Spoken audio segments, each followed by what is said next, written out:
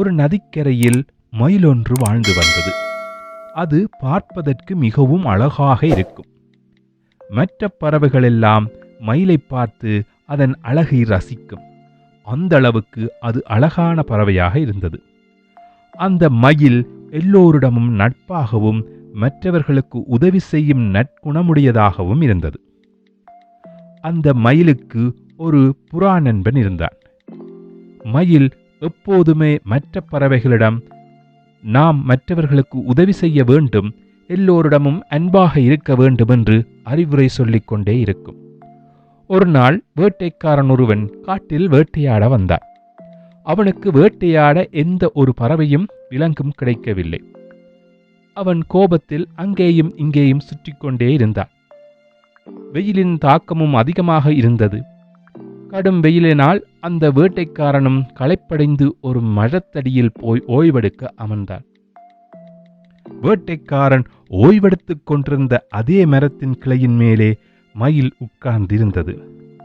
மயில் வேட்டைக்காரன் கீழே களைப்பாக இருப்பதை பார்த்து மேலே கிளையில் இருந்து கொண்டு தன் அழகான சிறகினால் அவனுக்கு காற்று வீசிக்கொண்டிருந்தது.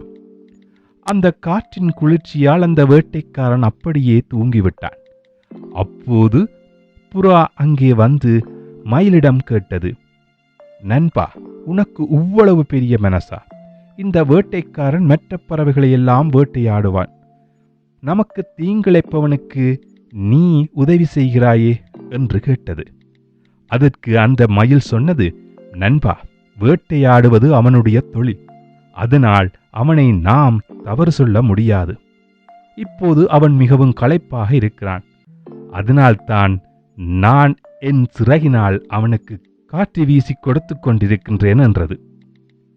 புறாவும் அப்படியா, சரி சரி என்று சிரித்துக்கொண்டு அந்த வேட்டைக்காரன் முகத்தில் எச்சம் போட்டுவிட்டு அங்கிருந்து பறந்தது. முகத்தில் எச்சை விழுந்தவுடனே வேட்டைக்காரன் கண்விழித்து பார்த்தான். கண்விழித்து பார்த்தபோது மேலே கிளையில் அந்த அழகான மயில் உட்கார்ந்திருந்தது.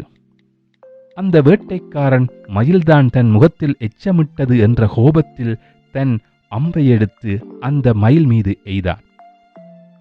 அந்த மயிலும் துளிதெடுத்து கீழே விழுந்து இறந்தது. பின்னர் வேட்டைக்காரன் அந்த மயிலை தூக்கிக் கொண்டு தன் வீடு திரும்பினான். தன்னுடைய நண்பன் புறாவினாலே அந்த மயில் உயிர் பிரிந்து விட்டது. இதிலிருந்து என்ன விளங்குகின்றது குட்டிகளா? நாம் நல்ல நண்பர்களோடு சேர்ந்து பழகினால்தான் நமக்கு நன்மை கிடைக்கும். நன்றி குட்டிகளா.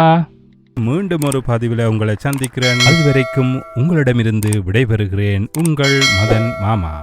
மறக்காமல் அம்மாவை கொண்டு இந்த சேனலை சப்ஸ்கிரைப் பண்ணுங்கோ. நன்றி.